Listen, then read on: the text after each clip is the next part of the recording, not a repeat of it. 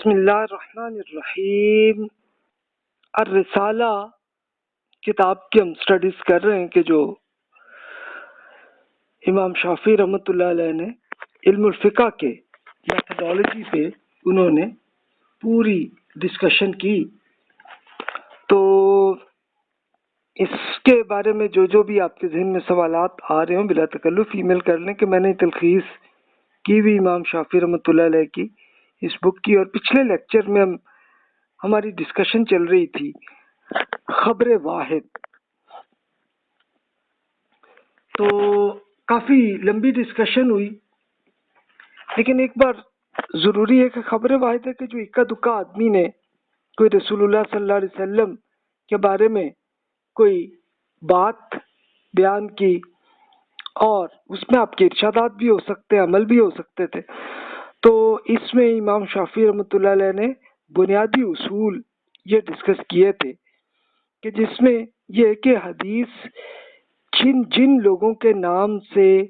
آپ تک پہنچی ہے تو وہ بندے چیک کر لیں، ریلائبل ہے، سچے آدمی ہیں، لاجیکل آدمی ہیں، اور پھر الفاظ میں کوئی ان سے کوئی غلطی تو نہیں ہوتی رہی۔ اچھا، اور پھر یہ ہے کہ اس میں کوئی حدیث میں کوئی الٹا لفظ تو نہیں کہیں وہ کہہ بیٹھے کہ جس سے ظاہر ہے کہ اس کا میننگ ہی پورا غلط ہو جاتا ہے کہ جو رسول اللہ صلی اللہ علیہ وسلم کے ارشاد ہیں تو اسی کو کوئی غلط میننگ میں وہ آ جائے لفظ وہ۔ اچھا، اور پھر یہ کہ وہ آدمی جن کے نام آتے ہیں حدیث پہ تو بھی وہ دیکھ لیں کہ بھی وہ بندے یاد رکھتے تھے، اور اگر پھر اسے میموری ان کی کیسی تھی اور لکھتے بھی تھے تو کیسے لکھتے تھے، اور ان کی ڈائری یا ان کی بک کیسی تھی، اور پھر یہ ہے کہ دیگر اور اسکالرز نے بھی وہی حدیث بیان کی ہے تو دونوں کے ساتھ میچ کر لیں تاکہ یہ پتہ چل جائے کہ یار بات درست ہے، کوئی ڈفرینٹ کسی سے غلطی تو نہیں ہو گئی۔ پھر یہ دیکھنا کہ ہر وہ راوی وہ لوگ ہیں کہ جو حدیث کو پہنچاتے رہے اگلی جنریشنز تک، تو بھی وہ چیک کر لیں کہ وہ بندے کوئی تدلیس یعنی فراڈ تو نہیں کرنے والے آدمی تھے کوئی۔ اور یہ چیزیں کہ دوسرے اسکالرز کی وہی احادیث کے ساتھ وہ میچ ہو رہی ہے اور پھر قرآن پاک کے ساتھ میچ ہو رہی ہے کہ نہیں ہو رہی، یہ سب دیکھنے کا اصل اصول ہے جس کی امام شافعی رحمۃ اللہ علیہ نے بیان کیا۔ اچھا، تو اسی پہ ڈسکشن تھی کہ بھی اس کو امپورٹنٹ کیوں ہے اور کیا معاملہ، اس میں کیا کیا چیزیں ہیں اور کیسے کس بیس پہ۔ تو امام شافعی رحمۃ اللہ علیہ کے پچھلے لیکچر میں آپ نے دیکھا کہ کچھ عدالت کی گواہی کی ایگزامپل سے انہوں نے یہ شیئر کیا کہ جناب یہ چیزیں ہیں کہ جن کو جیسے آپ عدالت میں ایسی چیزیں دیکھتے ہیں، چیک کرتے ہیں، تو سیم اسی طرح آپ کو حدیث میں بھی ہے۔ تو آئیے اب ہم ایک حدیث کی ایک ایگزامپل سے کچھ شیئر کرتے ہیں۔ کچھ احادیث ہیں تو امام شافعی رحمۃ اللہ علیہ نے وہ بیان کی ہیں اس میں، اور یہ یاد رہے کہ رسول اللہ صلی اللہ علیہ وسلم پہ جھوٹ باندھنے والے شخص پہ آگ کے عذاب پر ایک وعید رسول اللہ صلی اللہ علیہ وسلم نے بتا دی، ایک وارننگ کہ بھئی اگر رسول اللہ صلی اللہ علیہ وسلم کے بارے میں کوئی جھوٹ اگر کوئی بھیجے گا تو یہ لوگوں کو ایسا کرے گا تو یہ ایک پروپیگنڈا ہوگا، اور اس کے لیے پھر وہ پھر جہنم میں سزا کے لیے تیار ہو جائیں۔ تو اچھا، کچھ احادیث اب میں شیئر کرنے لگا ہوں۔ دیکھیے اس کا فارمیٹ دیکھیں، اب یہ امام بخاری رحمۃ اللہ علیہ کی بک میں یہ حدیث ہے، انہوں نے بتایا کہ میں نے عبدالعزیز سے، انہوں نے محمد بن عجلان سے، انہوں نے عبد الوہاب بن بخت سے، انہوں نے عبد الواحد النصری نے، اور انہوں نے پھر ایک صحابی واصلہ بن اسقع رضی اللہ عنہ سے کہ جس میں رسول اللہ صلی اللہ علیہ وسلم نے فرمایا سب سے بڑا جھوٹا وہ ہے جو میرے لیے ایسی بات منسوب کرے کہ جو میں نے کی نہیں، اور وہ جو ایسا خواب دیکھنے کا دعویٰ کرتا ہے جو اس نے دیکھا ہی نہیں، اور وہ خود کو ایک ایسے شخص کو اولاد بتاتا ہے کہ جس کا وہ باپ نہیں ہے. یعنی یہ سب فراڈ کی ایگزامپلس رسول اللہ صلی اللہ علیہ وسلم نے کی کہ اس پہ یہ سزا. تو اب آپ دیکھیے کہ یہ بندے جو ہیں ان کے نام سے یہ آئی ہے. تو اور یہ راوی ہیں کہ ان 5 آدمی آپ نے دیکھے, 5 کی بیبلیوگرافی آپ پڑھ لیں تو سب یہ 5 ہی ریلائبل ہے. دوسری حدیث میں بھی وہی بات ہے لیکن میننگ ڈفرینٹ ہے. اس میں آپ دیکھیں بندے اور ہیں. عبدالعزیز صاحب بتاتے ہیں کہ میں نے محمد بن عمر سے لی ہے, انہوں نے ابو سلمہ سے, اور انہوں نے ابو ہریرہ رضی اللہ عنہ سے کہ رسول اللہ صلی اللہ علیہ وسلم نے فرمایا کہ جس نے مجھ سے ایسی بات منسوب کی جو میں نے کہی نہیں تھی تو وہ اپنا ٹھکانہ جہنم میں بنا لے. اور یہ بہت ساری بکس میں بہت سارے اسکالرز راویوں کے ریفرنس سے یہ آئی ہیں. اچھا, یہ میں نے اس کے ریفرنسز لکھ دی ہیں ورنہ امام شافعی رحمۃ اللہ علیہ نے اپنی بک میں یہ بیان کی تھی. ایک اور آپ دیکھ لیں, یحییٰ بن سلیم صاحب جو ہیں انہوں نے عبید اللہ بن عمر سے, انہوں نے ابو بکر بن سالم سے سیکھا, انہوں نے اپنے والد سالم سے, اور سالم جو ہے وہ اسٹوڈنٹ تھے عبداللہ بن عمر رضی اللہ عنہ سے, روایت کی کہ نبی کریم صلی اللہ علیہ وسلم نے فرمایا کہ جو بھی مجھ سے جھوٹی بات منسوب کرتا ہے تو وہ جہنم میں اپنے لیے گھر بناتا. اچھا آپ دیکھیں بات, جملے ڈفرینٹ ہیں لیکن بات ایک ہی ہے. پھر ایک اور دیکھ لیں اگلی, ابو قتادہ رضی اللہ عنہ سے ہے کہ کیا وجہ ہے کہ آپ ہمیں رسول اللہ صلی اللہ علیہ وسلم کی حدیثیں نہیں سناتے جیسا کہ اور لوگ سناتے ہیں. تو یہ ایک خاتون تھیں جو اسید بن ابی اسید جو ہیں, انہوں نے اپنی والدہ کی بیس پہ کہا کہ ان کی والدہ نے ابو قتادہ رضی اللہ عنہ سے پوچھا کہ بھی آپ یہ کیوں حدیثیں اتنی کیوں نہیں آپ بیان کرتے اور لوگ کرتے ہیں. تو انہوں نے بتایا کہ میں نے رسول اللہ صلی اللہ علیہ وسلم کو کہتے ہوئے سنا ہے کہ جو مجھ سے جھوٹی بات منسوب کرتا ہے تو وہ جہنم میں اپنا بستر لگاتا ہے. یہ بات کہتے ہوئے رسول اللہ صلی اللہ علیہ وسلم اپنا ہاتھ زمین میں پھیر رہے تھے کہ اس طرح سے بھی تمہاری جگہ ایسی بنتی ہے. اب دیکھیے کہ ابو قتادہ رضی اللہ عنہ نے اصل میں اپنی احتیاط بھی کیا کہ بھی تاکہ میری بیس سے کوئی جھوٹی بات نہ چلی جائے, اس لیے وہ احتیاط کر رہے, اور کی ہے انہوں نے حدیث تو بیان کی لیکن اور بھی حدیثیں بھی بیان کی لیکن کم کی ہیں کیونکہ وہ احتیاط زیادہ کرتے تھے. پھر اس طرح ابو ہریرہ رضی اللہ عنہ سے کہ رسول اللہ صلی اللہ علیہ وسلم نے فرمایا کہ بنی اسرائیل سے روایتیں قبول کر لو, اس میں کوئی حرج نہیں ہے, مجھ سے بھی حدیث بیان کر لو مگر مجھ سے جھوٹی بات منسوب نہ کرنا. یہ بھی بہت ساری بکس پہ یہی آئی, تو اس لیے یہ بہت امپورٹنٹ ہے. اب اسٹوڈنٹ نے یہ پوچھا کہ اس حدیث میں جو آپ نے بیان کی ہے اس کی دلیل کیا ہے, یعنی یہ کیا اس میں امپورٹنٹ, اس میں کیا معاملہ ہے.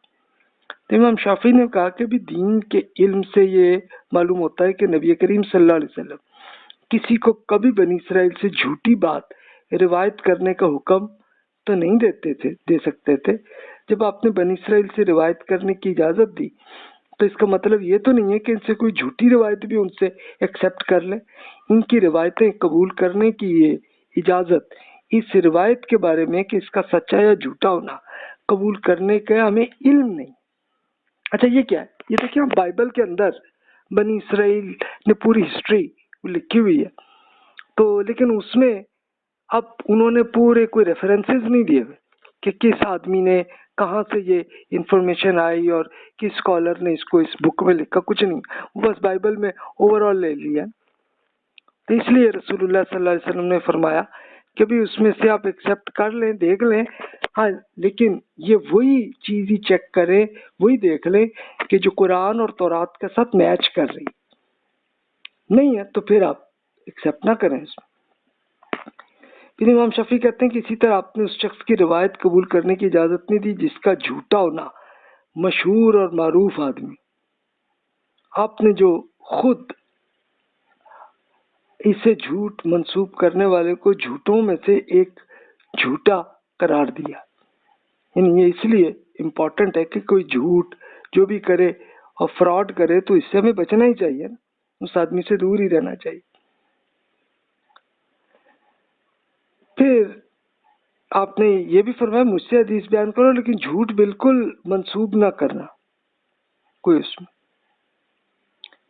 دراصل مخفی جھوٹ ہے، ظاہر ہے کہ یہ ایسی بات کہ اب وہ ظاہر ہے کہ کوئی اگر دوسرا اس کو چیک نہیں کر سکتا، کوئی ایسی بات کی تو اس سے خاص طور پہ زیادہ اہمیت ہے، ورنہ تو چلو کوئی ایسا اگر جھوٹ اگر کسی نے کیا بیان کہ جس کو قرآن سے کنفلکٹ پیدا ہو گیا، وہاں پہ قرآن کے خلاف ہے، تو پھر تو ہو ہی نہیں سکتا کہ رسول اللہ صلی اللہ علیہ وسلم ایسی بات فرمائے۔ تو اس لیے خاص طور پہ اس میں احتیاط کی زیادہ فرمایا گیا کہ بھی مجھ سے ایسی نہ کرو۔ اب خبر واحد کے ثبوت کے حق میں دلائل جو ہے، اب امام شافعی رحمۃ اللہ علیہ کے اسٹوڈنٹس نے ان سے پوچھی، اب یہ اسٹوڈنٹ خود بھی جج تھے، تو وہ کہتے ہیں کہ جناب اس کی کوئی دلیل بھی کوئی ایک سری نص سے ہمیں مزید کریں کہ خبر واحد کو ہم یہ جو ریسرچ کس بیس پہ ہم کریں۔ تو امام شافعی نے یہ حدیث بیان کی جو سفیان صاحب نے عبد الملک بن عمیر سے، انہوں نے عبد الرحمن بن عبداللہ بن مسعود سے، اور انہوں نے اپنے والد، ان کے والد تھے عبداللہ بن مسعود رضی اللہ عنہ جو صحابی تھے، انہوں نے بیان کیا کہ نبی کریم صلی اللہ علیہ وسلم نے فرمایا اللہ تعالیٰ اس شخص کو خوشحالی اور کامیابی عطا فرمائے جس نے میری باتوں کو غور سے سنا، انہیں محفوظ کیا اور انہیں دوسروں تک پہنچایا۔ بعض اوقات ایک بات پہنچانے والا خود اعلیٰ درجے کو سمجھ بوجھ نہیں رکھتا، اس وجہ سے اسے یہ بات اس شخص تک پہنچا دینا چاہیے جو اس سے زیادہ دین کی سمجھ بوجھ رکھتا ہے۔ 3 چیزوں کے بارے میں کسی مسلمان کا دل تنگ نہیں پڑتا: اللہ کے لیے عمل میں خلوص نیت،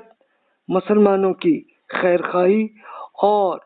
نظم اجتماع یعنی حکومت کی سے وابستہ رہنا۔ ان چیزوں کی طرف بلانا شیطانی وسوسوں سے انسان کی حفاظت کرتا ہے۔ اب یہ دیکھیے بہت ساری حدیث کی بکس میں یہی روایت ہے جو کہ زید بن ثابت رضی اللہ عنہ نے بھی یہی بیان کی۔ پھر امام شافعی کہتے ہیں کہ جب رسول اللہ صلی اللہ علیہ وسلم نے اپنی بات کو سننے، یاد کرنے اور پھر آگے پہنچانے کا ارشاد فرمایا تو یہ حکم کسی ایک شخص کی پہنچائی ہوئی حدیث کے بارے میں، تو یہ بات طے ہے کہ آپ نے کسی شخص کو اسی صورت میں یہ فرمایا ہوگا نا آپ کو، جب تک خود اسے اس بات کا ثبوت نہ مل جائے کہ یہ بات واقعتاً رسول اللہ صلی اللہ علیہ وسلم سے کنفرم ہے کہ آپ ہی کی یہ ارشاد ہے۔ اس کی وجہ سے یہ کہ آپ کسی حدیث کے ذریعے کسی کام کے حلال یا حرام کا فیصلہ کیا جائے گا، کسی سزا کا نفاذ بھی کیا جائے گا، مال لیا یا دیا جانا جائز ہے یا نہیں ہے یہ پورا ہوگا، اور دین اور دنیا میں خیر خواہی کا طرز عمل ہوگا۔ تو اس لیے ہمیں ضرورت ہے کہ ہم حدیث کو یہ پوری ریسرچ اس لیے کرنے کی ہمیں ضرورت ہوتی ہے۔ پھر وہ ایک حدیث بیان کرتے ہیں جو عبید اللہ بن ابی رافع نے اپنے والد سے سنا، ان کے والد ہیں ابی رافع رضی اللہ عنہ جو کہ صحابی ہیں، کہ رسول اللہ صلی اللہ علیہ وسلم نے فرمایا میں تم سے کوئی کسی کو نہ پاؤں کہ وہ اپنے پلنگ پر تکیہ لگائے بیٹھا ہو اور اس کے سامنے میرے احکام میں سے کوئی حکم پیش کیا جائے جس میں کسی چیز پر عمل کرنے یا کسی چیز سے روکنے کا حکم دیا گیا ہو، تو وہ کہے جی مجھے تو معلوم نہیں ہے، اللہ کی کتاب میں تو کچھ بھی ہمیں نہیں ملا جس کی ہم پیروی کریں۔ یہ دیکھیے کہ ایک نیگیٹو بھی رسول اللہ صلی اللہ علیہ وسلم نے فرمایا، یہ اصل میں ایک طرح کا ایک تکبر جیسی حالت ہے کہ پلنگ میں تکیہ لگائے بیٹھا ہے اور کوئی حدیث بیان کرے تو وہ آدمی بغیر ریسرچ کیے اس کو ریجیکٹ کر دے، تو یہ بھی غلط حرکت ہے، تو یہ نہ کریں، اس لیے وہ ریسرچ کرنے کی لازمی ضرورت ہوتی ہے۔ پھر ایک اور کیس اسٹڈی کو وہ بیان کرتے ہیں امام مالک رحمۃ اللہ علیہ جو کہ امام شافعی کے ٹیچر اور بڑے ٹاپ کے فقہ کے اسکالر، انہوں نے زید بن اسلم سے اور انہوں نے عطا بن یسار سے روایت کی ہے۔ اب عطا صاحب کیا بیان کرتے ہیں، ایک شخص کے روزے کی حالت میں اپنی بیوی کو بس چوم لیا، تو جس سے اس میں کچھ شہوانی خواہش بھی پیدا ہوئی، تو اس شخص نے اپنی بیگم کو اس معاملے کے بارے میں پوچھنے کے لیے ام المومنین سیدہ ام سلمہ رضی اللہ تعالیٰ عنہ کے پاس بھیجا۔ اب ام سلمہ رضی اللہ تعالیٰ عنہ رسول اللہ صلی اللہ علیہ وسلم کی بیگم تھی، تو اس لیے اب یہ صاف ظاہر ہے کہ وہ تابعی ہوں گے، اب وہ روزے کی حالت میں اپنی بیگم سے پیار کر لیا ہوگا، تو پھر لیکن ان کو کنفیوژن ہوئی کہ یار چلو یہ غلط حرکت تو نہیں میں نے کی، تو اس لیے رسول اللہ صلی اللہ علیہ وسلم کی بیگم کے پاس بھیجا۔ تو میں سلمہ رضی اللہ تعالیٰ نے بتایا کہ رسول اللہ صلی اللہ علیہ وسلم تو روزے کی حالت میں بوسہ بھی لے لیا کرتے تھے۔ وہ خاتون نے اپنے خاوند کو بتایا اور انہیں بتا دیا بات، تو اس سے انصاف کو سخت افسوس ہوا اور کہنے لگے کہ ہم رسول اللہ صلی اللہ علیہ وسلم کی طرح تو نہیں ہو سکتے نا، اللہ نے اپنے رسول کے لیے جو چاہا ہے وہ حلال کیا۔ اچھا وہ ہے، لیکن یہ ہے کہ اوور آل رول یہ ہے کہ وہ پیار تو کر لیں روزے میں، لیکن اس میں پھر وہ سیکس کی خواہش نہیں ہونی چاہیے، کہ ویسے محبت کے طور پر پیار کریں تو ٹھیک ہے، کوئی حرج نہیں اس میں۔ اب وہ خاتون سیدہ ام سلمہ رضی اللہ تعالیٰ عنہ کے پاس آئیں تو وہاں رسول اللہ صلی اللہ علیہ وسلم بھی تشریف فرما تھے، تو آپ سے پوچھا کہ یہ خاتون کیا کہنا چاہ رہی ہیں، تو ام سلمہ رضی اللہ تعالیٰ نے پورا واقعہ بھی بتایا، تو آپ صلی اللہ علیہ وسلم فرمایا کہ آپ نے انہیں یہ نہیں بتایا کہ میں خود ایسا کر لیتا ہوں؟ ام سلمہ نے کہا ہاں جی میں نے انہیں بتایا تھا، اور انہوں نے اپنے خاوند کو یہ بات بتائی تو وہ بہت افسردہ ہوئے تھے اور کہنے لگے تھے کہ ہم رسول اللہ صلی اللہ علیہ وسلم کی طرح تو نہیں ہو سکتے نا، کہ اللہ نے اپنے رسول کے لیے جو چاہا حلال کیا ہے۔ تو آپ نے یہ بات سن کے آپ کو غضب ناک ہوئے، آپ نے فرمایا خدا کی قسم میں آپ سب سے زیادہ اللہ سے ڈرتا ہوں اور اس کے حدود سے آپ سب سے زیادہ واقف ہوں میں اس میں، یعنی آپ جو اس میں ضرورت سے زیادہ اپنی احتیاط پہ آپ وہ کریں وہ نہ کریں، کہ رسول اللہ صلی اللہ علیہ وسلم نے روزے کی حالت میں بھی اپنی بیگم سے محبت سے اگر کر لیا ہے تو اس میں یہ بالکل جائز ہے اور ہر انسان کے لیے یہ جائز ہے۔ اب وہ ٹھیک ہے کہ روزے میں ٹھیک ہے وہ سیکس کی نہ آپ وہ کریں، بلکہ نارمل حالات میں جیسے محبت سے کرتے ہیں تو وہ کریں۔ ایک اور کیس ہے، مالک نے عبداللہ بن دینار سے اور انہوں نے عبداللہ بن عمر رضی اللہ عنہ سے روایت کی۔ اب دیکھیں امام مالک رحمۃ اللہ علیہ کے جو بیبلیوگرافی آپ اگر پڑھیں تو وہ اراؤنڈ 91 ہجری میں پیدا ہوئے اور 179 ہجری میں ان کا انتقال ہوا۔ تو اب آپ دیکھیں کہ وہ رسول اللہ صلی اللہ علیہ وسلم کی وفات 11 ہجری میں ہوئی، تو 11 اور 91 میں آپ کر لیں تو 80 ایئرز کا فرق ہے۔ تو اس میں دیکھیں کہ بیچ میں دو آدمی ہیں، عبداللہ بن دینار ہے اور پھر عبداللہ بن عمر رضی اللہ عنہ، تو اس کا مطلب 80 سال میں دو آدمی ہو سکتے ہیں، لاجیکل ہے، یعنی 40 سال کا بیچ میں آ سکتا ہے فرق، کوئی نہیں، ٹھیک ہے۔ تو ہوا یہ کہ لوگ مسجد قباء میں فجر کی نماز پڑھے تھے، تو ایک قاصد آیا کہنے لگا کہ رسول اللہ صلی اللہ علیہ وسلم پہ قرآن نازل ہوا اور آپ کو حکم دیا گیا ہے کہ آپ مسجد الحرام یعنی مکہ مکرمہ حرم شریف کی طرف قبلے کی طرف منہ کر لیں۔ لوگوں کے منہ میں اس وقت اپنا یروشلم کی طرف تھے اور انہوں نے اپنا رخ تبدیل کر کے کعبہ کی جانب کر لیا۔ تو دیکھیں نا کہ یہ بھی ہے کہ اب لوگ نماز پڑھ رہے تھے وہاں پہ مسجد قباء، یہ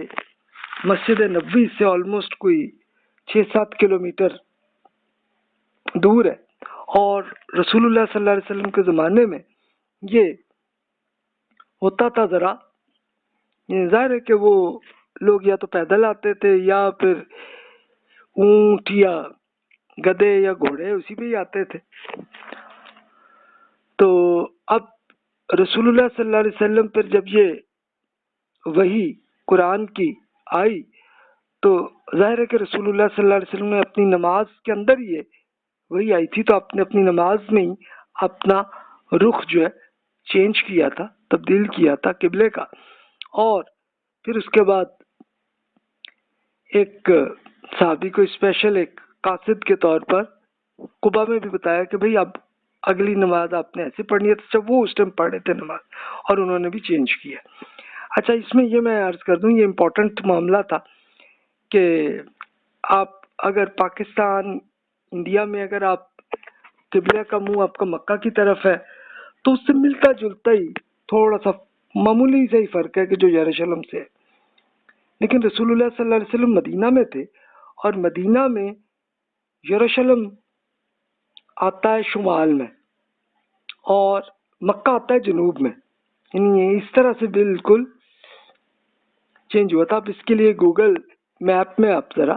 دیکھ لیں دونوں کی ڈیسٹینیشن جو۔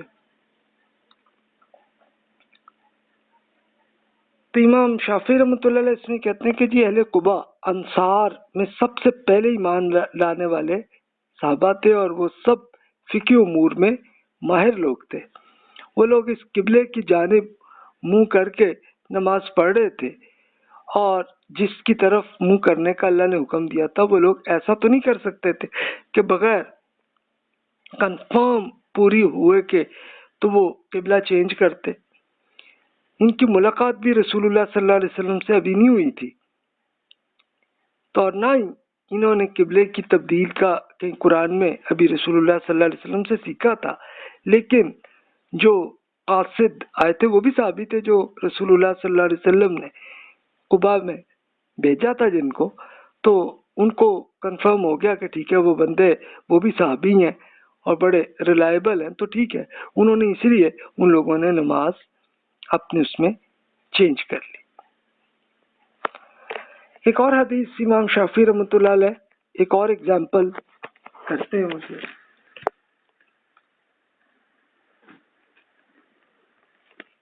امام مالک رحمۃ اللہ علیہ نے اسحاق بن عبداللہ بن ابی طلحہ سے سیکھا، اور انہوں نے انس بن مالک رضی اللہ عنہ سے سیکھا کہ آپ نے بتایا کہ میں ابو طلحہ، ابو عبیدہ بن جراح اور ابی بن کعب رضی اللہ عنہ ان سب کو انگور اور کھجور کے شراب پلا رہا تھا، تو ایک قاصد آئے اور کہنے لگے کہ شراب تو اللہ تعالیٰ نے حرام کر دی گئی ہے۔ تو ابو طلحہ رضی اللہ عنہ یہ سنتے ہی کہنے لگے انس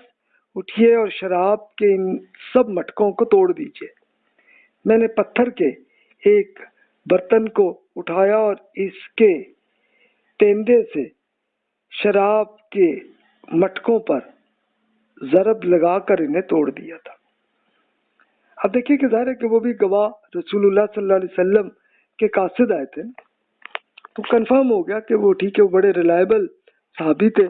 اور قرآن مجید میں اللہ تعالیٰ نے اب شراب جو ہے یہ برائی تو تورات میں بھی تھی، لیکن ابھی اس کا کوئی لیگل ایکشن نہیں فرمایا تھا، یعنی قرآن میں تو آپ مکہ مکرمہ کی صورتوں میں بھی اب دیکھتے ہیں کہ بھی یہ ایک غلط ہے۔ اچھا، وہ شراب جو ہے وہ اس کی بھی ورائٹی ہوتی ہے نا، کہ کچھ تو ہوتی ہے کہ جو جس میں نشہ زیادہ ہوتا ہے، کچھ میں نشہ بہت ہلکا سا اور کم ہوتا ہے، وہ اس طرح کی ہوتی ہیں۔ تو ظاہر ہے کہ صحابہ کرام رضی اللہ عنہم وہ ایمان تو لا چکے تھے، ایتھکس بھی اچھے تھے، تو وہ بس وہ ہلکا ہی سے انگور اور کھجور کا وہ جوس ٹائپ کا وہ تھا، تو خیر لیکن جیسے اعلان آیا تو انہوں نے اسی وقت اٹھا کے توڑ دیا۔ تو یہ دیکھیں کہ اس طرح سے یہ آتا، تو یہیں سے یہ کنفرم ہو جاتا ہے کہ جو بھی ریلائبل آدمی کے ذریعے اب تک انفارمیشن آئی تو پھر ایکسیپٹ کرے اس میں۔ تو یہ امپورٹنٹ ہے۔ پھر رسول اللہ صلی اللہ علیہ وسلم کے سامنے جب ایک شخص نے ذکر کیا کہ انیس رضی اللہ عنہ کی بیوی نے بدکاری کا ارتکاب کیا ہے، تو آپ نے انہیں حکم دیا اور اپنی بیوی کے پاس جا کر اس کے بارے میں پوچھیں، اگر وہ اعتراض کر لیں تو پھر ان پہ سزا دی جائے گی۔ تو اب ہوا یہ کہ وہ جو خاتون انہوں نے ایکسیپٹ کر لیا، ہاں جی میں نے کی، تو پھر ان پہ سزا بھی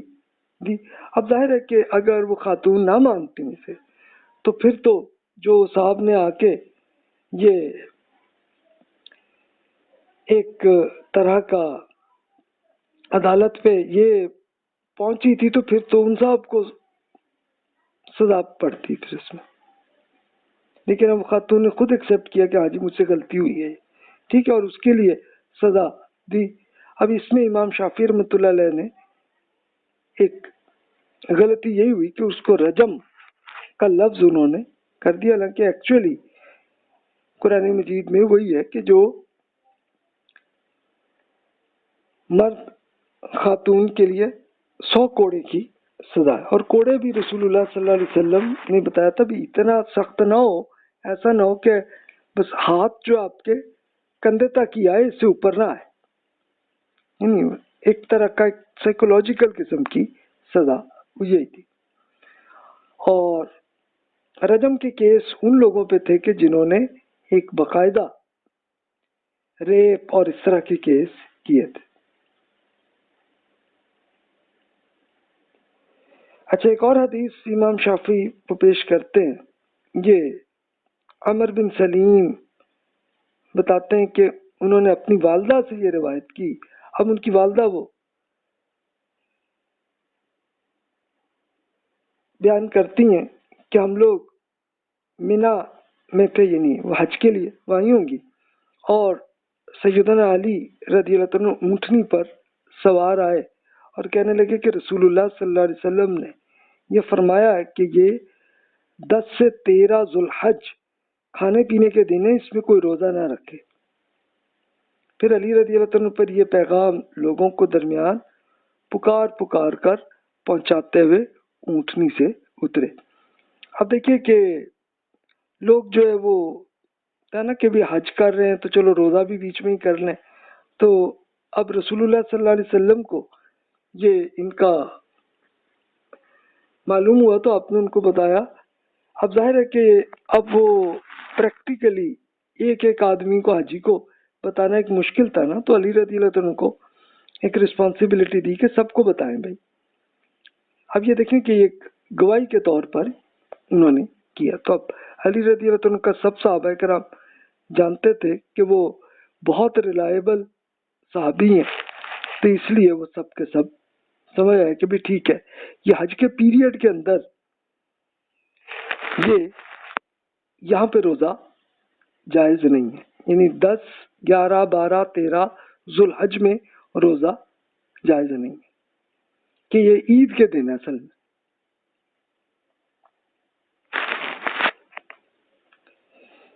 اسی طرح ایک اور حدیث میں بھی وہی پیش کرتے ہیں قاصد کے طور پر۔ یزید بن شیبان بتاتے ہیں کہ ہم لوگ حج کے موقع پر عرفات میں بیٹھے ہوئے تھے اور عمر امام کی جگہ سے بہت دور تھے، تو ابن مربع انصاری رضی اللہ عنہ پہنچے اور انہوں نے بتایا کہ میں آپ کے لیے رسول اللہ صلی اللہ علیہ وسلم کا قاصد ہوں، آپ نے حکم دیا ہے کہ آپ لوگ مشاعر مقدسہ پر ٹھہریے، کیونکہ یہ تمہارے والد سیدنا ابراہیم علیہ السلام کا ورثہ ہے۔ کہ اصل حج میں رول یہی ہے نا کہ دن میں آپ عرفات میں ہو اور پھر رات جو آپ نے مزدلفہ میں کرنی ہے، تو اس کو اب ظاہر ہے کہ لوگوں میں کوئی غلط فہمی ہوئی تھی، تو اس لیے ابن مربع انصاری رضی اللہ عنہ نے جا کے سب کو بتایا کہ بھائی اب یہ مشاعر مقدسہ وہاں پہ جا کے آپ روکیں، تو وہ آ گئے۔ یعنی اب یہ دیکھیے کہ اس طرح سے بیسیکلی امام شافعی وہ بیان کرتے ہیں کہ وہ گواہ کے طور پر جو قاصد آئے اور قاصد جو ہے وہ ریلائبل ہو تو وہ پھر اس کی بیان کردہ حدیث اوتھینٹک ہوگی۔ یہ بالکل ایسے نا کہ جیسے آپ کے ڈاکومنٹس آپ کو کوریئر کے ساتھ کوئی صاحب آتے ہیں اور آپ کو کچھ دیتے ہیں خط جو ہے، تو اس کے اندر آپ کا نام اور وہ سب کچھ اس پہ لکھا ہوتا ہے آپ کے نام، تو ٹھیک ہے آپ ایکسیپٹ کر ہی لیتے ہیں نا اس میں. اب یہ تو نہیں کہتے یہ کسی اور کے لیے خط ہوگا میرے لیے. ہاں وہ ٹھیک ہے، آپ پھر بعد میں ریسرچ کرتے رہیں، اس کو کھولیں گے لفافے کو اور پڑھیں گے، وہ ٹھیک ہے آپ کو پتہ چل جائے گا آپ کے متعلق ہی ہے یہ خط جو ہے. تو سیم ہوئی. پھر اسی طرح مزید ایگزامپلز امام شافعی وہ بیان کرتے ہیں کہ یہ اسپیشل واقعہ تھا کہ رسول اللہ صلی اللہ علیہ وسلم نے اپنے گورنرز متعین کیے تھے. آپ نے سیدنا قیس بن عاصم،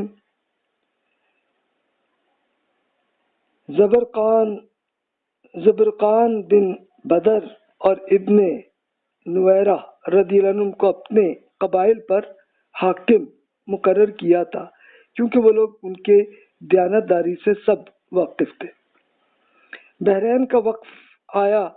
اور وہ اپنے ساتھ والوں سے واقف تھے،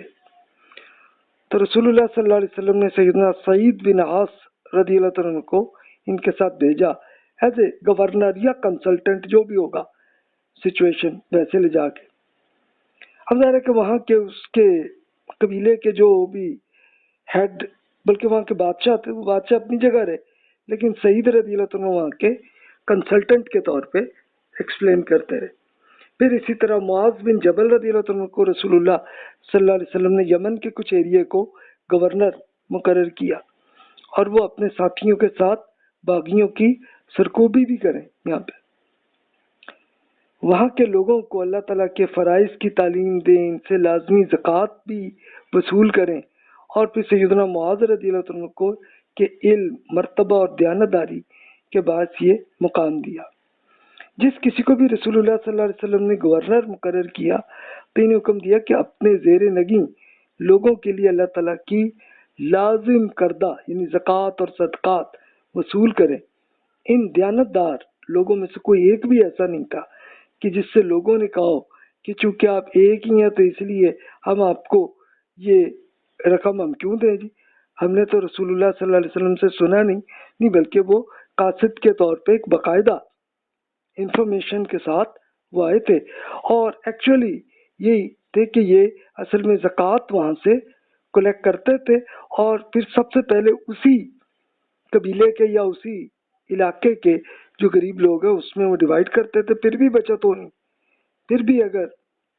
زکوٰۃ فنڈ میں کچھ ہوا تو اس کو وہ صحابی پھر مدینہ لے آتے تھے، اور رسول اللہ صلی اللہ علیہ وسلم پھر اس میں سے یہ دیکھتے کہ کہاں پہ زیادہ قحط یا کہاں پہ کوئی مشکلات ہیں تو پھر وہاں کے لوگوں کو وہ ڈیوائڈ کرتے تھے. تو یہ تھا فنڈ کا پورا طریقہ. اور فنڈ اس زمانے میں صرف کوئی کیش ہی نہیں ہوتا تھا،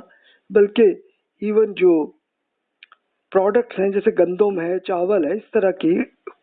کھجور ہے، یہ چیزیں اسی طرح لے جا کے ڈیوائڈ ہوتی تھی زکوٰۃ. اس طرح رسول اللہ صلی اللہ علیہ وسلم نے جنگ موتا کے لیے اس کے امیر بنایا زید بن حارثہ رضی اللہ عنہ کو کہ وہ کمانڈر ہیڈ تھے اس کے. اور پھر آپ نے یہ بھی بتایا تھا کہ بھی اگر زید رضی اللہ عنہ شہید ہوں تو پھر جعفر آپ کے ہوں گے کمانڈر، اور وہ بھی شہید ہوئے تو پھر عبداللہ بن رواحہ رضی اللہ عنہ ہوں گے. تو یہ تینوں شہید ہوئے تھے. اور پھر یہی ہوا کہ ملٹری نے حضرت خالد بن ولید رضی اللہ عنہ جو ابھی ایمان لائے تھے انہی کو کمانڈر بنایا، اور انہوں نے بہت اچھے طریقے سے پوری ملٹری کو بچا کے وہ لے آئے تھے. اس لیے کہ یہ موتا وہ علاقہ ہے کہ جو اب جارڈن میں، اور اس میں 3000 کے قریب صحابہ کرام تھے، اور اس کے مقابلے میں رومن امپائر کے کوئی 1 لاکھ کے قریب ملٹری تھی. اب وہ جنگ نہیں ہو سکتی تھی لیکن سٹارٹ ہوا تھا سلسلہ، اور یہ تینوں بڑے کمانڈر جو ہیں وہ شہید ہوئے تھے. تو خالد رضی اللہ عنہ ان کو لے آئے تھے. ایک لشکر میں رسول اللہ صلی اللہ علیہ وسلم نے ابن انیس رضی اللہ عنہ کو بھی امیر بنایا تھا، کمانڈر ان کو بھی بنایا تھا. تو اس سے یہ لگتا ہے کہ ایک آدمی سے جب یہ رسول اللہ صلی اللہ علیہ وسلم کا حکم ہوتا اور اس میں، تو پھر وہیں سے یہ کنفرم ہو جاتا ہے کہ بھی ایک آدمی سے بھی آپ کو وہ حدیث پہنچ گئی اور وہ بندہ ریلائبل ہے، تو پھر آپ کے لیے اور آپ کو وہ بات جو ہے وہ بالکل قرآن اور دیگر حدیث سے میچ ہو رہی ہے، تو پھر وہ بالکل آپ کے لیے اوتھینٹک حدیث ہے، آپ پہ بھی عمل کرنا چاہیے اس میں. اب رسول اللہ صلی اللہ علیہ وسلم کے بعد ابو بکر رضی اللہ عنہ خلیفہ بنے، پھر ان کے بعد عمر رضی اللہ عنہ. پھر عمر رضی اللہ عنہ نے اپنی شہادت سے پہلے اہل شورا کیا تھی کہ یہ پارلیمنٹ تھی، تو ان پہ یہ کیا کہ آپ خود اس میں سے سلیکٹ کریں ایک خلیفہ کو، اور ان سب نے یہ ایکسیپٹ کیا کہ عبد الرحمن بن عوف رضی اللہ عنہ کو رسپانسیبل کیا کہ وہ پھر یہ سلیکٹ کریں کہ اب خلیفہ کون ہوں گے. تو عبد الرحمن بن عوف رضی اللہ عنہ نے تو بڑا ایک دلچسپ معاملہ کیا کہ انہوں نے مدینہ منورہ کے جو لوگ تھے ان سے پوچھا کہ بھی آپ کے خیال میں کون خلیفہ ہونا چاہیے. سب کے آتے ایک طرح کی ووٹنگ ہو گئی، اور پھر وہ ٹائم تک کہ ابھی حج ختم ہوا اور بہت بڑا قافلے مدینہ سے گزر رہے تھے، تو وہاں پہ پوچھا مردوں سے بھی خواتین سے بھی، ان سے پوچھتے گئے اور لے کے دیکھا کہ میجورٹی عثمان رضی اللہ عنہ کو خلیفہ کو ایکسیپٹ کریں گے. تو اس لیے عبد الرحمن بن عوف رضی اللہ عنہ نے یہ بتایا، تو سب سے پہلے علی رضی اللہ عنہ نے عثمان رضی اللہ عنہ پہ بیعت کر لی تھی. تو یہ ایک سارے کیسز یہ پورے امام شافعی رحمۃ اللہ علیہ نے کی، اس لیے یہ حدیث اوتھینٹک ہے، تو پھر اس کی بیسس پہ آپ کو یہ کر لینا چاہیے. پھر ایک اور کیس اسٹڈی وہ پیش کرتے کہ عمر بن خطاب رضی اللہ عنہ نے لڑائی جھگڑے کے مقدموں میں یہ فیصلہ کیا تھا کہ انگوٹھا کٹ جانے کا ہرجانہ 15 اونٹ، شہادت کی انگلی کٹ جانے کی صورت میں 10 اونٹ، درمیانی انگلی کا ہرجانہ 10 اونٹ، درمیانی اور چھنگلی کی درمیان والی انگلی پر 9 اونٹ، اور چھوٹی انگلی پہ 6 اونٹ انہوں نے یہ طے کیا. اب ظاہر ہے کہ یہ عمر رضی اللہ عنہ کا پاس مقدمہ آیا تھا، تو اچھا یہ وہ کیس ہیں کہ جناب کوئی جھگڑا ہوا اور اس میں ایک نے دوسرے کو انگلی جو ہے وہ کاٹ دی اور کچھ ایسا ہوا، تو بھی اس پہ پھر اگلے کو پینلٹی کے طور پر وہ کتنی پھر اماؤنٹ دے. اب ظاہر ہے کہ اس زمانے میں کیش اتنے ہوتے بھی تھے تو وہ سونا اور چاندی کے سکے ہوتے تھے، لیکن یہ زیادہ عربوں کے ہاں زیادہ ایزی تھا کہ وہ اونٹ کے ذریعے کیلکولیشن کرتے تھے. تو عمر رضی اللہ عنہ نے ایسے پھر اس میں مقدمے کا حل کیا. اس کی بیس یہ تھی کہ عمر رضی اللہ عنہ جانتے تھے کہ نبی کریم صلی اللہ علیہ وسلم نے ہاتھ کٹ جانے کی مقدمے میں 50 اونٹ کا ہرجانہ ادا کرنے کا فیصلہ کیا تھا، یعنی پورا ہاتھ اگر گیا. اس کو رسول اللہ صلی اللہ علیہ وسلم نے ایک مقدمے میں یہ حل کیا تھا. تو عمر رضی اللہ عنہ نے اسی بیسس پہ کیلکولیشن کی کہ چلو ہاتھ نہیں اگر کٹا لیکن انگلی ٹوٹی ہے تو اس پہ 15 اونٹ، یا اگر چھوٹی انگلی ہے تو پھر 10 اونٹ، اور بہت ہی چھوٹی انگلی ہے تو 6 اونٹ، اس طرح سے کیلکولیشن کی تھی. تو یہ پورے ایک قیاس کے ایگزامپلس امام شافعی رحمۃ اللہ علیہ نے یہ کی.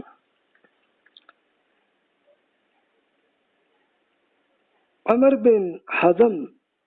کے قانون کی کتاب میں لکھا ہوا ہے کہ نبی کریم صلی اللہ علیہ وسلم نے فرمایا، اب یہ عمر بن حزم رضی اللہ عنہ صحابی تھے، اور یہ غالباً یمن کے اسکالر تھے، تو وہ رسول اللہ صلی اللہ علیہ وسلم سے انہوں نے ریکویسٹ کی تھی کہ آپ یہ پورے ریٹرن فارمیٹ میں ہمیں دیں تاکہ میں اپنے پورے قبیلوں کو سمجھا سکوں۔ تو رسول اللہ صلی اللہ علیہ وسلم نے فرمایا کہ ہر انگلی کے کٹ جانے کا ہرجانہ 10 اونٹ ہوگا، اس میں لکھا ہوا ہے۔ تو اسی بیسس پہ عمر رضی اللہ عنہ نے کیا تھا امپلیمنٹ، کہ عمر بن حزم رضی اللہ عنہ پھر لے کے آئے تھے، اور ان کے یہ پورے وہی ڈاکومنٹ جو ہے، اب ظاہر ہے کہ امام شافعی رحمۃ اللہ علیہ کے زمانے تک وہ ڈاکومنٹ اویلیبل ہوگا، تو اس لیے انہوں نے دیکھ کے کیا۔ وہ خیر اس کی ظاہر ہے کہ کاپیز تو پھر بہت ہو چکی ہوں گی، اور وہ ابھی بھی اویلیبل ہے۔ ابھی بھی آپ عمر بن حزم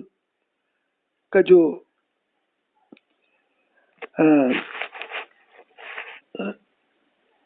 ڈاکومنٹ ہے تو اس کو آپ سرچ کریں، آپ کو مل جائے گا انشاءاللہ۔ ایک بڑی دلچسپ وہ ہے اس میں۔ تو آپ دیکھیے کہ رسول اللہ صلی اللہ علیہ وسلم کی ارشادات کے ساتھ ایسے پھر لوگوں تک یہ انفارمیشن آئی ہے۔ تو اس سے یہ معلوم ہوتا ہے کہ ہمارے اسلاف کے نزدیک شخصیت پرستی کسی قدر غلط طرز عمل تھا۔ کوئی شخصیت خواہ کتنی بلند ہو لیکن اس پہ تنقید تب بھی کی جاتی تھی اگر اس شخص کے نقطہ نظر کے خلاف رسول اللہ صلی اللہ علیہ وسلم کی حدیث مل جائے تو اس شخصیت کی تمام تر خوبیوں کے باوجود اس کو ریجیکٹ کیا جاتا تھا۔ اس کے لیے اب وہ کیس ایک دیکھ سکتے ہیں کہ عمر رضی اللہ عنہ خلیفہ تھے اور آپ جمعہ کے لیے خطبہ کر رہے تھے، تو اس وقت آپ نے فرمایا کہ بھی مجھے یہ نظر آ رہا ہے کہ یہ شادی پہ خواتین کو جو گفٹ کے طور پر مہر بہت زیادہ ایکسپینسز بہت زیادہ وہ آ رہا ہے، تو اس کی کوئی لمٹ رکھنی چاہیے۔ تو عمر رضی اللہ عنہ نے ابھی ظاہر ہے کوئی قانون نہیں بنایا تھا، بلکہ وہ ایک سجیشنز میں اپنے جمعے کے خطبے میں یہی بات کی۔ تو وہیں مسجد میں اوپر فرسٹ فلور پہ وہ خواتین پڑھتی تھیں جمعہ، تو وہ خاتون نے اٹھ کے وہیں پہ کھڑے کیا کہ عمر آپ یہ کیسے کر سکتے ہیں، اس لیے کہ رسول اللہ صلی اللہ علیہ وسلم نے کوئی لمٹ نہیں رکھی تھی، آپ نہیں کر سکتے اس میں۔ تو عمر رضی اللہ عنہ نے ایکسیپٹ کیا خاتون کی بات کو اور فرمایا کہ ہاں بھئی یہ عمر کی بات میں غلطی ہوئی ہے اور خاتون کی بات درست ہے۔ تو پھر انہوں نے اسی لیکچر میں ایسے کیا۔ تو یہ شخصیت پرستی نہیں تھی صحابہ کرام کے کلچر میں۔ اچھا، اب اسٹوڈنٹ نے یہ پوچھا کہ عمر رضی اللہ عنہ کا کوئی ایسا عمل ہے کہ جو رسول اللہ صلی اللہ علیہ وسلم سے حدیث ملنے کے بعد کوئی اس کو ترک کر دیا، چھوڑ دیا انہوں نے۔ امام شافعی نے کہا میری یہ مثال دینے سے کیا ہوگا، آپ کو کیا فائدہ اس کا؟ تو اسٹوڈنٹ نے کہا کہ جی اس سے ذرا اور ایک چیز کلیئر ہو جائے گی نا بات۔ تو امام شافعی نے پھر ایک وہ کیس جو ہے وہ ڈسکس کیا کہ عمر بن خطاب رضی اللہ عنہ کی رائے تھی کہ دیت عاقلہ کی ذمہ داری ہے، ایک خاتون کو اپنے خاوند کی دیت میں بطور وراثت کچھ نہ ملے گا۔ اچھا، عاقلہ کیا تھا یہ میں ایکسپلین کر دوں۔ یہ عرب کلچر تھا کہ ایک آدمی سے ایکسیڈنٹ سے دوسرے آدمی کی غلطی سے، یعنی کوئی جان بوجھ سے کوئی دشمنی کچھ بھی نہیں تھی، بس ایکسیڈنٹ کے طور پر ایک آدمی فوت ہو گیا یا زخمی ہو گیا، تو اس کے لیے پھر یہ لازمی تھا، اگر تو جس سے یہ غلطی ہوئی ہے اس آدمی میں کوئی اماؤنٹ ہے تو پھر تو وہ پے کرے پینلٹی اس کی، اس کو دیت کہتے تھے۔ اور اگر نہیں ہے اس میں تو پھر اس شخص کی پوری فیملی، پورا قبیلہ وہ اکٹھے کر کے پوری اماؤنٹ پے کرتے ہوتے تھے، تو اس کو عقلہ کہتے تھے۔ تو عمر رضی اللہ عنہ نے یہ کیا کہ بھی اگر ایک خاتون کو اپنے خاوند کی دیت میں بطور وراثت کچھ نہیں ملے گا، اب ظاہر عمر رضی اللہ عنہ کا ایک اس میں سوچا تھا اس میں، تو ضحاک بن سفیان رضی اللہ عنہ نے بتایا کہ ایک رسول اللہ صلی اللہ علیہ وسلم نے انہیں لکھ کر بھیجا تھا کہ اشیم الزبابی کی اہلیہ کو ان کی دیت میں وراثت کا حصہ دیا جائے۔ یہ بات سن کر عمر رضی اللہ عنہ نے اپنی رائے کو رجوع کر لیا، انہوں نے پھر اپنا پوائنٹ آف ویو کینسل کیا۔ ظاہر ہے ان کو اس پورے کیس کا علم نہیں تھا، یہ تھا معاملہ۔ اب ظاہر ہے کہ شوہر جب اس کو کسی نے غلطی سے فوت ہو گئے، وہ آدمی ایکسیڈنٹ میں، تو اب یہ تھا سوال کہ وہ جناب یہ دیت اس کی جو آئے گی تو وہ کس کو پے کرنی؟ تو عمر رضی اللہ عنہ کو یہ ہے کہ بھی ٹھیک ہے وہ اس کے بچوں کو ملے گی، لیکن ضحاک رضی اللہ عنہ نے ایکسپلین کیا کہ رسول اللہ صلی اللہ علیہ وسلم نے دیت میں سے بھی بیوہ خاتون کو بھی دی۔ اس پہ پھر عمر رضی اللہ عنہ نے کہا ٹھیک ہے بھی میرے علم میں نہیں تھا، انہوں نے کینسل کر لیا اس میں معاملے کو۔ ایک اور کیس ہے عمر رضی اللہ عنہ کے، یہ بڑے دلچسپ کیس ہوتے ہیں۔ ایک بار عمر رضی اللہ عنہ کہنے لگے کہ میں نے نبی کریم صلی اللہ علیہ وسلم سے ایسی چوٹ جس میں حمل ساقط ہو جائے تو اس کے بارے میں آپ بتائیے اگر آپ کے علم میں ہے تو۔ حمل بن مالک رضی اللہ عنہ وہ بولے کہ میری دو لونڈیاں تھیں، ایک کا ڈنڈا دوسرے کو لگا اور اس کے پیٹ میں پلنے والا بچہ مر گیا۔ اس معاملے میں پھر رسول اللہ صلی اللہ علیہ وسلم نے غرہ یعنی 5 اونٹ کا فیصلہ کیا تھا۔ تو عمر رضی اللہ عنہ نے کہا کہ یہ بات اگر یہ حدیث نہ ہوتی تو پھر میں شاید کوئی ڈیفرنٹ فیصلہ کرتا۔ تو دوسرے لوگ کہتے ہیں کہ انہوں نے یہ بھی فرمایا کہ میں نے اس مقدمے میں اپنی رائے سے پہلے فیصلہ سوچ لیا تھا، کر لیا تھا، لیکن اب یہ پتہ چل گیا کہ رسول اللہ صلی اللہ علیہ وسلم نے اس پہ 5 اونٹ کی پینلٹی کی تھی۔ یعنی ظاہر ہے کہ حمل رضی اللہ عنہ کی 2 لونڈیاں تھیں، ان کی آپس میں کوئی لڑائی ہوئی، ایک نے ڈنڈا مارا اور جو ایک خاتون کے پیٹ میں بچہ تھا اور وہ فوت ہو گیا اس وجہ سے۔ اس پہ پھر رسول اللہ صلی اللہ علیہ وسلم نے 5 اونٹ کا مقدمہ، اس کی پینلٹی اسی خاتون پہ لگی کہ جو ہوتی، آپ کہیں گے کہ جی وہ تو لونڈی غلام خاتون تھی، وہ کہاں سے پے کرے گی؟ اب ظاہر ہے اس کے لیے پھر ان کے مالک حمل رضی اللہ عنہ کو ہی پے کرنا پڑا ہوگا۔ یہ بھی ہو سکتا ہے کہ حمل رضی اللہ عنہ نے ان کو کہا ہو خاتون کو کہ چلیں آپ پھر اس میں یہ سروس کریں، یہ اس میں یا کوئی مزدوری یا یہ کریں اور لے کے دوسری خاتون کو اس کی اماؤنٹ دیں اس کی۔ اب ظاہر ہمیں پتہ نہیں، لیکن اندازہ ہی ہے کہ اس طرح کا کیا ہوگا کیس جو۔ تو یہ دیکھیے کہ اس زمانے کے لیے یہ اونٹ سب سے بڑا ایکسپینسو ایسٹ تھا، تو اس لیے رسول اللہ صلی اللہ علیہ وسلم نے اسی بیسس پہ پوری کیلکولیٹ ایسے کیے تھے ایسے کیس میں۔ اب ظاہر ہے کہ یہ دیت کا کیس ہی ہے نا۔ اب ظاہر ہے کہ وہ ایک لونڈی نے دوسری کو ڈنڈا مارا تو یہ کوئی قتل تو نہیں کرنا چاہ رہی تھی، بس لڑائی جھگڑے میں ایک نے دوسری کو مار دیا۔ اچھا وہ دوسری کو اس سے پھر حادثہ یہ ہوا کہ ان کے بچہ تھا ان کے پیٹ میں، وہ فوت ہوا، تو پھر اب اس پہ رسول اللہ صلی اللہ علیہ وسلم پینلٹی پر لگائی اس میں۔ یہ کریں آپ اس میں۔ ایک اور بڑے دلچسپ کیس ہیں یہ حدیث کے،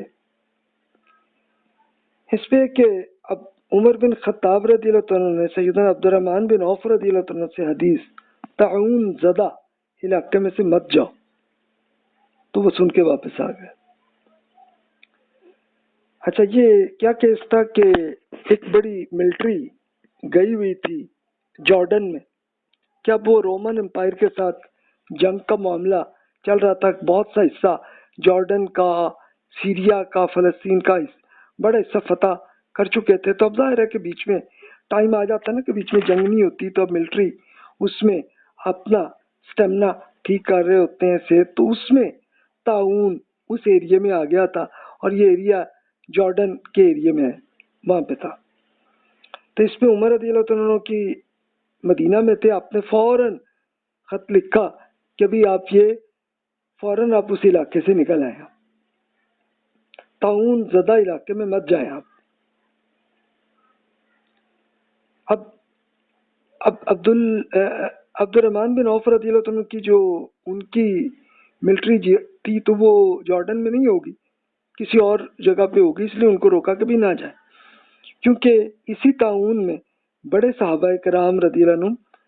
وہ اسی طرح ہی طاعون کی وبا میں شہید ہوئے تھے، کہ جس میں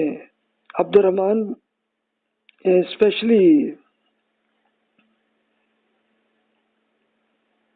عبد الرحمن رضی اللہ عنہ تو نہیں ہوئے تھے اس میں، لیکن اور صحابہ اسی میں شہید ہوئے تھے۔ تو پھر معاویہ رضی اللہ عنہ اس کے کمانڈر بنے، تو وہ پھر اس علاقے سے لے آئے تھے ملٹری کو، تو اس پہ عمر رضی اللہ عنہ بہت خوش ہوئے تھے اس پہ، یار انہوں نے مینج بہت اچھا کر لیا۔ ایک اور کیس ہے، عمر رضی اللہ عنہ نے مجوسیوں کا ذکر کرتے ہوئے کہا کہ بھی مجھے معلوم نہیں ہے کہ اس کے لیے کیا کریں ہم، تو عبد الرحمن بن عوف رضی اللہ عنہ نے کہا کہ میں گواہی دیتا ہوں کہ میں نے رسول اللہ صلی اللہ علیہ وسلم کو فرماتے ہوئے سنا ہے کہ ان کے ساتھ وہی معاملہ کرنا ہے کہ جو آپ اہل کتاب یعنی یہود اور نصارہ کے ساتھ آپ نے ٹریٹ کرنا ہے، وہ ہے۔ اب یہ کیا تھا؟ مجوس، یہ مجوسی مذہبی لوگ تھے ایران کے، تو اب ایران فتح ہو گیا، عراق فتح ہو گیا، اس میں مجوس تھے، تو عمر رضی اللہ عنہ نے اب یہی صحابہ کرام سے پوچھا، یار مجھے کلیئر نہیں، اب کیا کروں میں، یعنی ان کی ٹریٹمنٹ کیسے کروں میں؟ تو عبد الرحمن بن عوف رضی اللہ عنہ نے پھر یہ بتایا کہ میں نے رسول اللہ صلی اللہ علیہ وسلم سے سنا تھا، فرماتے ہوئے سنا تھا آپ ٹھیک ہے عمر رضی اللہ عنہ آپ نہیں ہوں گے اس ٹائم، تو میں نے یہ دیکھا تھا کہ آپ نے بتایا بالکل اہل کتاب یعنی یہود اور نصارہ کی طرح ہی ٹریٹ کرنا ہے، اور وہ ٹریٹمنٹ کیا تھی ان کی، وہ قرآن مجید میں اللہ تعالیٰ کا حکم تھا کہ بھی ان سے آپ بس ان کی حکومت ختم ہوگی لیکن وہ انڈیپینڈنٹ رہیں گے اپنی اس میں، اور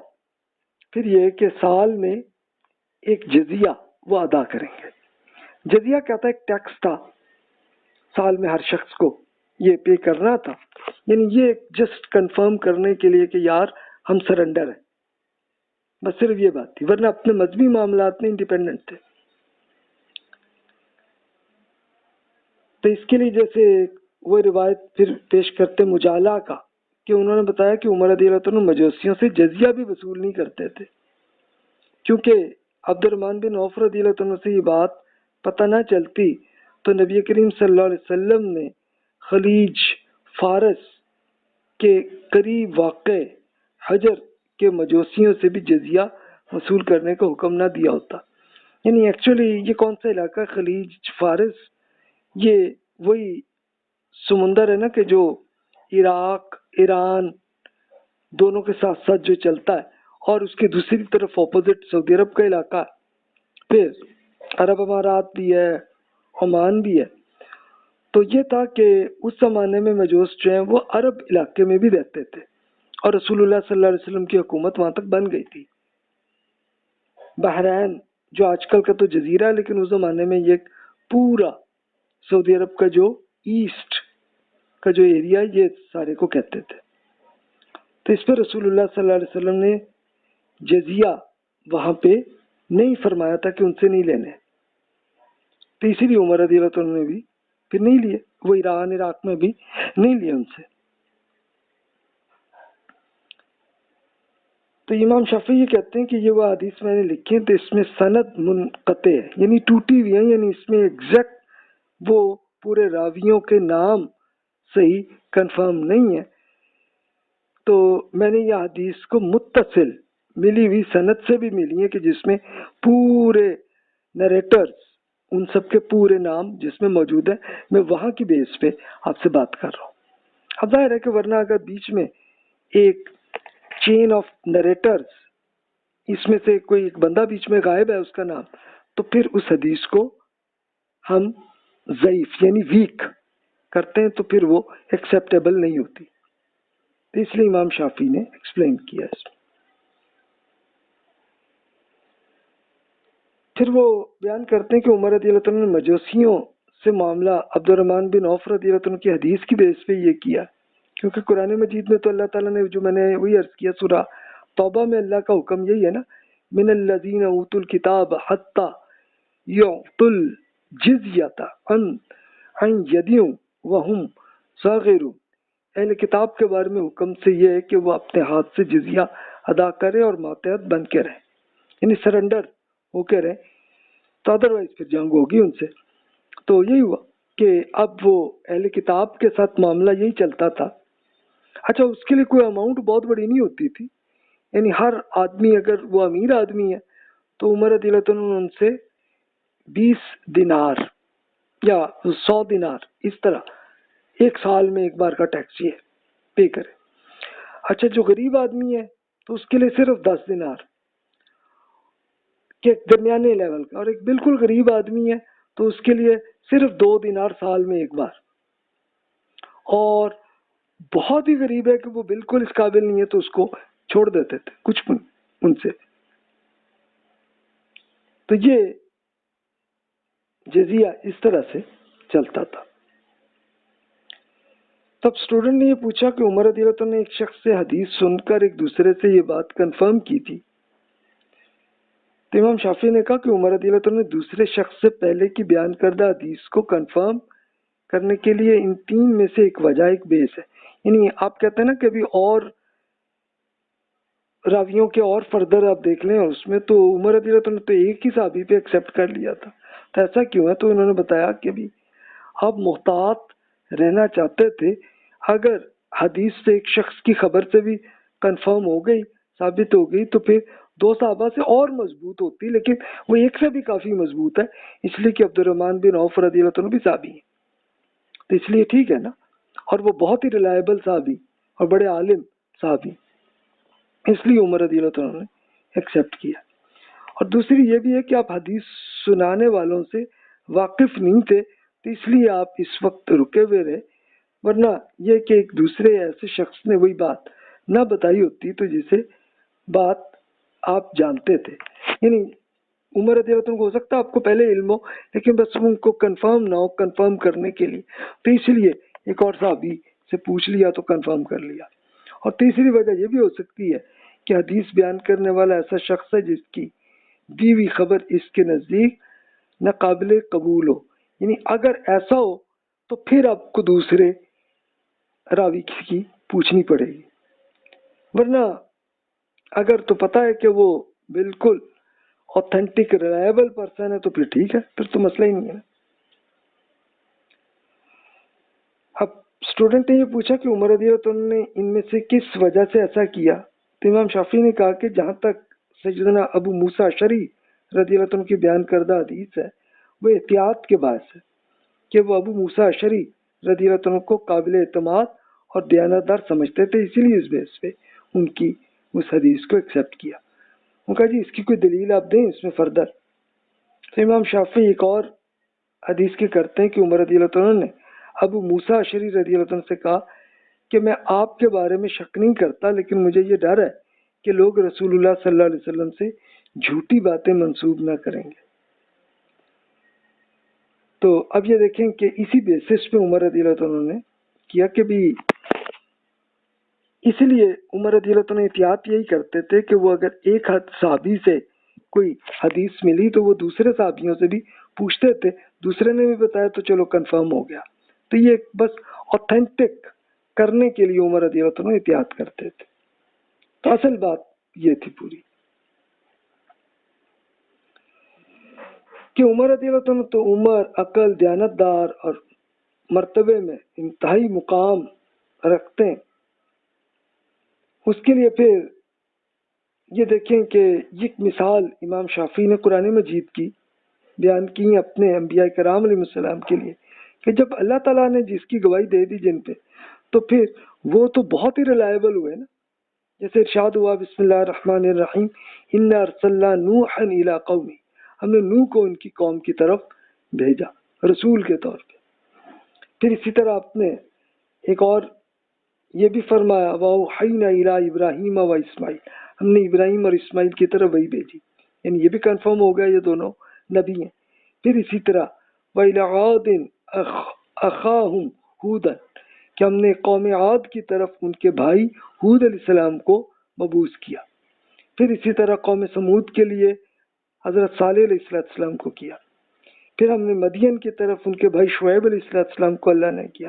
تو یہیں سے یہ ایک آتی ہے کنفرم کہ جناب جب ایک انتہائی اوتھینٹک یہ آ جاتی ہے کہ جو اللہ نے جب بتا دیا تو اللہ سے بڑھ کے اور کس کی گواہی ہوگی۔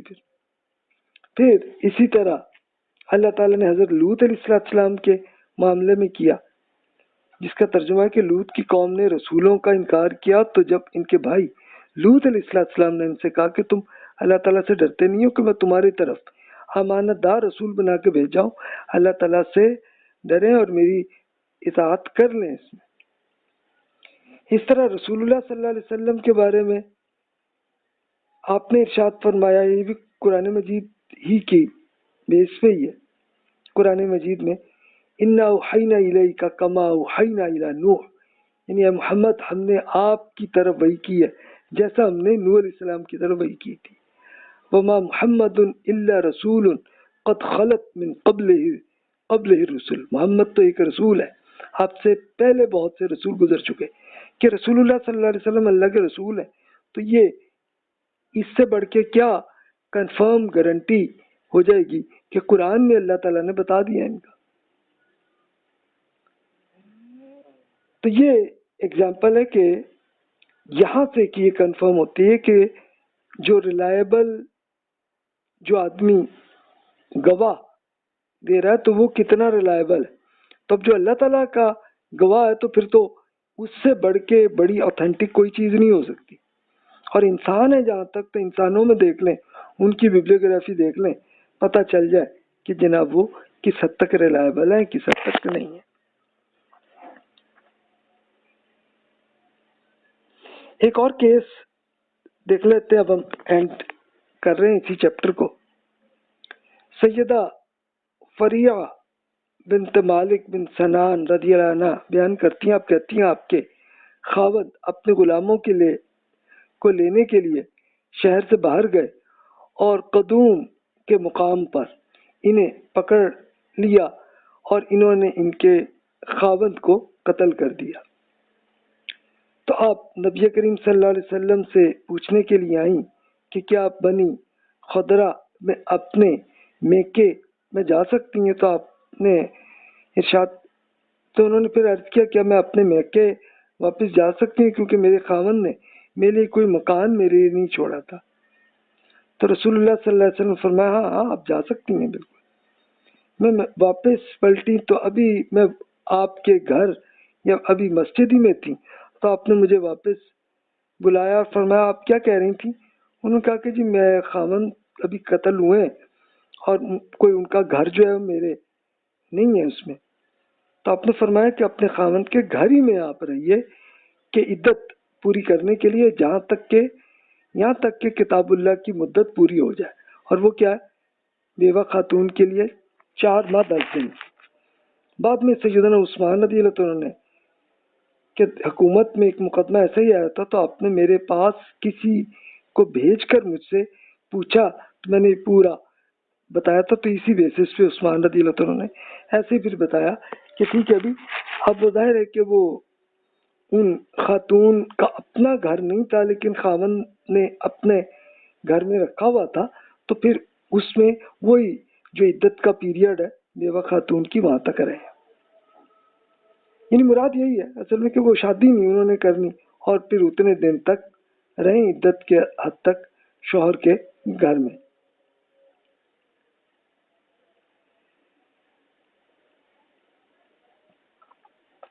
اسی طرح زید بن ثابت رضی اللہ عنہ نے عبداللہ بن عباس رضی اللہ عنہ سے پوچھا کہ آپ یہ فتویٰ دیتے ہیں کہ حج کرنے والی خاتون کو اگر پیریڈ آ جائے اور وہ بیت اللہ کا طواف کیے بغیر واپس آ سکتی ہیں؟ تو عبداللہ بن عباس رضی اللہ عنہ نے جواب دیا کہ میں اپنی طرف سے یہ نہیں بات کہوں گا، آپ فلاں انصاری خاتون سے پوچھ لیجئے کہ کیا رسول اللہ صلی اللہ علیہ وسلم نے انہیں اجازت دی تھی۔ زید بن ثابت رضی اللہ عنہ ہنستے ہوئے واپس گیا کہ میں نے دیکھا ہے کہ آپ سچ ہی ہمیشہ بولتے ہیں، یعنی ایکچولی کیا ہے کہ اگر حج کے دوران خاتون کو پیریڈ آ جائے تو اصول یہی ہے سنت میں کہ ایک بار جو یعنی جب حج کے وہ مینا کے معاملے وہ پورا کریں، عرفات کی سارے وہ کریں معاملات خاتون پیریڈ کی حالت میں بھی، بس ایک ہی چیز ہے کہ جیسے پیریڈ ان کے ختم ہو تو پھر وہ حرم شریف میں آ کے ایک بار طواف کرنا جو ہے وہی 7 جو پھیرے ہیں وہ فرض ہے. یعنی وہ مردوں کے لیے تو یہ ہے نا کہ وہ عین اسی دن ہی وہ 10 یا 11 ذوالحج ہجری کے جا کے کر لیتے ہیں. خواتین بھی نارمل حالت میں وہ کر لیتے ہیں، لیکن اگر پیریڈ ہو رہے ہیں تو ٹھیک ہے کہ وہ کچھ دن انتظار کر لیں، پھر اس کے بعد وہ کر لیں وہ اس میں. لیکن یہ اب دیکھیں کہ عبداللہ بن عباس رضی اللہ عنہ نے جو کہ بڑے اسکالر تھے ان سے یہ پوچھا تو کہا کہ بھئی آپ میری بات آپ چھوڑیں، آپ خود جا کے کسی صحابہ خاتون سے آپ پوچھ لیں کہ ان کو رسول اللہ صلی اللہ علیہ وسلم نے کیا ان کو طریقہ بتایا تھا، تو ویسے آپ کر لیں.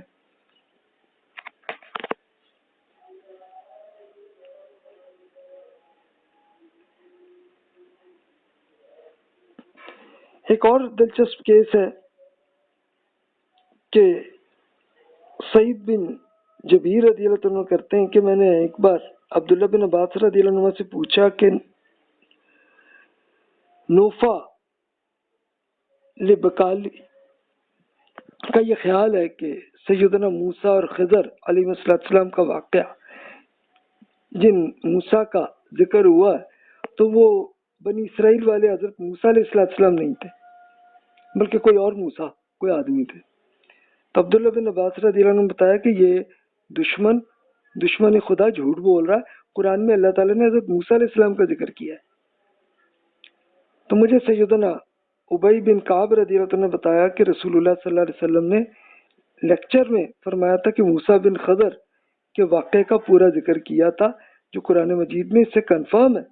کہ وہ جو قرآن مجید میں لکھا ہوا حضرت موسیٰ علیہ السلام کے واقعہ ہے یہ پورا. یہ دیکھیے کہ اس طرح سے صحابہ کرام میں اب ظاہر ہے کہ وہ ایک بالکل نوجوان سٹوڈنٹ تھے، لڑکے تھے، تو انہوں نے حضرت عبداللہ بن عباس سے پوچھا اور انہوں نے کنفرم بھی کر لیا کہ جناب